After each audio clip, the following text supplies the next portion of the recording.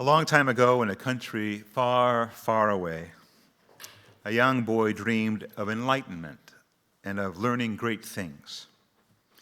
He traveled a distance and was welcomed into a monastery as a novice and was told that each morning he had to chop wood for the monks' fires and then carry water up to the monastery for ablutions and for use in the kitchen.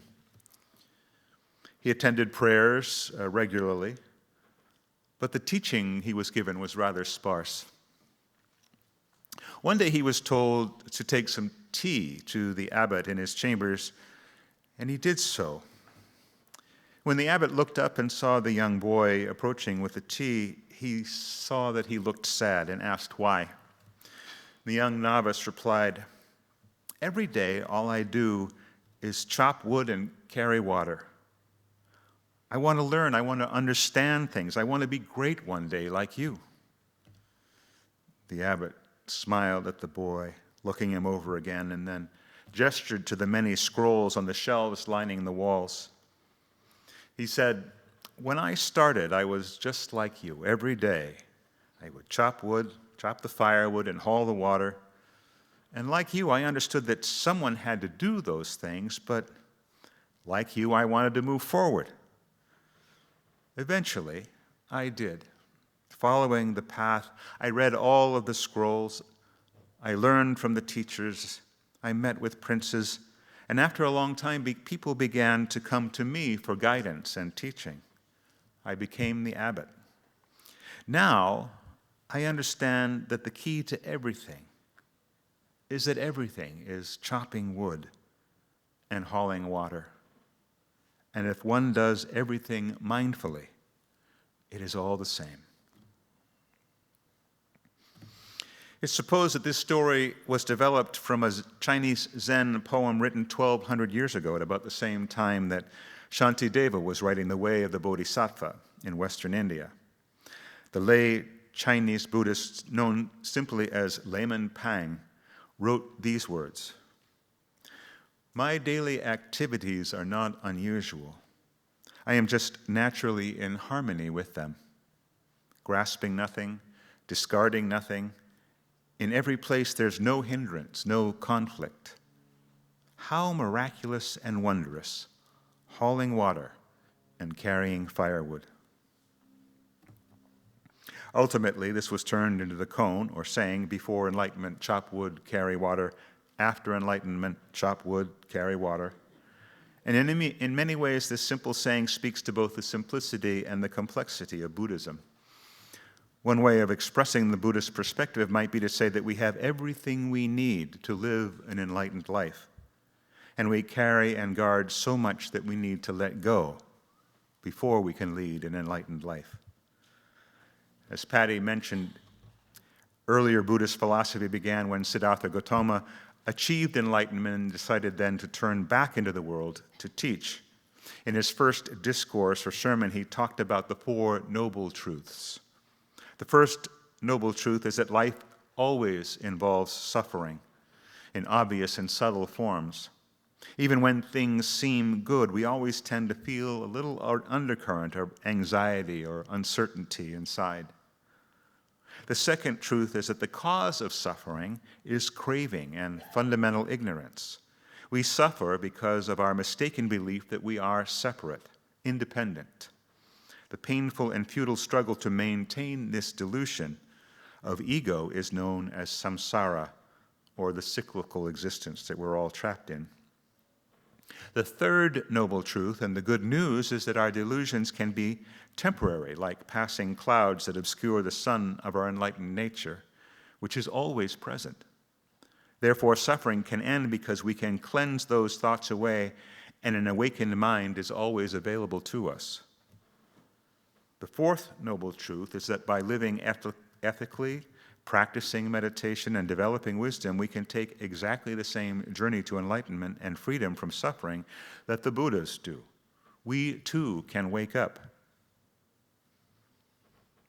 The truths are labeled noble because they can liberate us from suffering. The Buddha then went on to outline the middle or eightfold path to enlightenment: right speech, right action, right livelihood, right effort, right mindfulness, right concentration. And finally, the Buddha explained the Eightfold Path is supported by the three jewels. First, the teacher, which refers to the historical Buddha, but also to all the teachers and all the people who inspire us along the path. More broadly, the first jewel explains to us that enlightenment is available to all of us. The second jewel is the teachings themselves, the Dharma. The Dharma consists of the Four Noble Truths, the Eightfold Path, and the whole body of Buddhist teachings that have developed in the 2,600 years since the Buddha himself taught. And the third jewel is the Sangha, or the community. Traditionally, the term Sangha referred to the monastics with whom the lay practitioners would occasionally take refuge, but the meaning has grown and changed, especially in the West, where the Sangha has come to mean the community of Buddhist practitioners, both monastic and lay. The third jewel speaks to our interdependence, our need for community.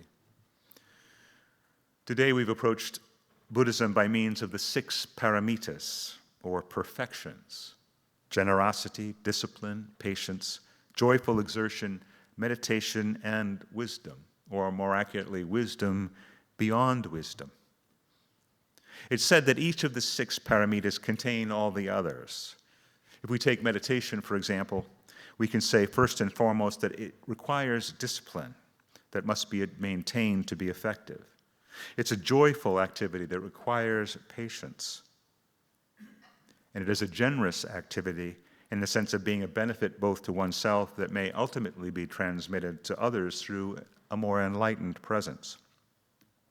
None of the first 5 paramitas, generosity, discipline, patience, exertion, and meditation, could be truly paramitas or perfections without being guided by a certain kind of wisdom that the Buddhists call prajna. Prajna is Sanskrit word literally meaning best knowledge or best knowing. Prajna is a natural bubbling up of curiosity, doubt, and inquisitiveness. It's precise, but at the same time it's playful. Prajna is awakeness to the real world in this moment, free of personal attachments and grasping. The beauty and simplicity of Buddhism is that we are not asked to change who or where we are.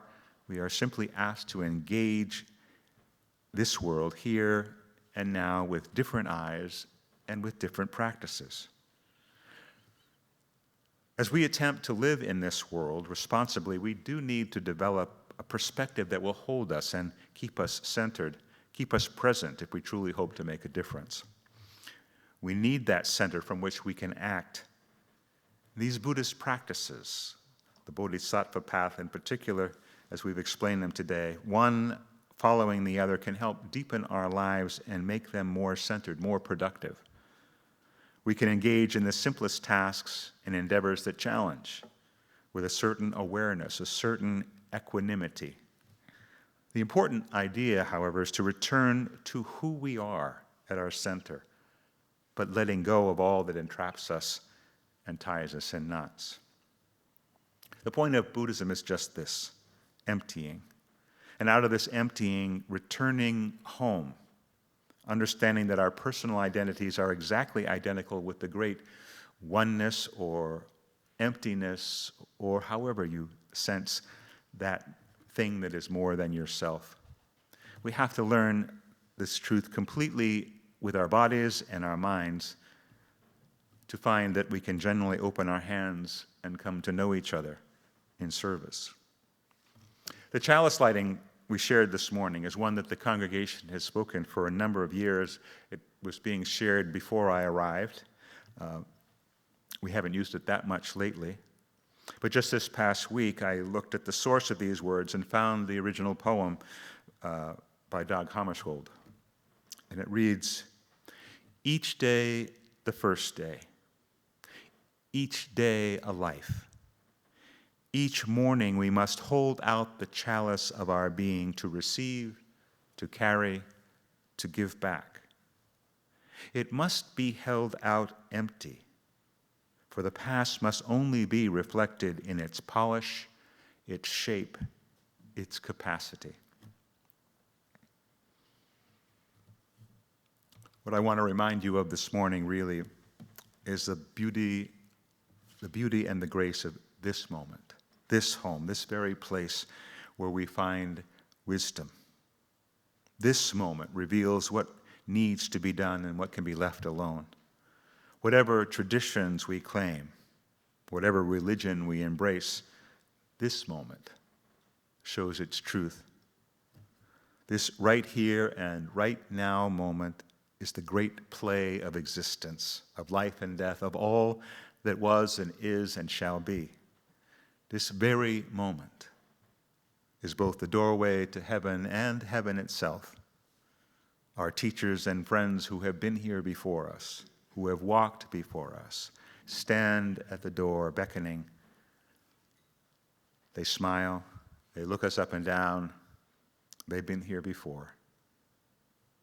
They beckon, welcoming us. All we need to do is step through.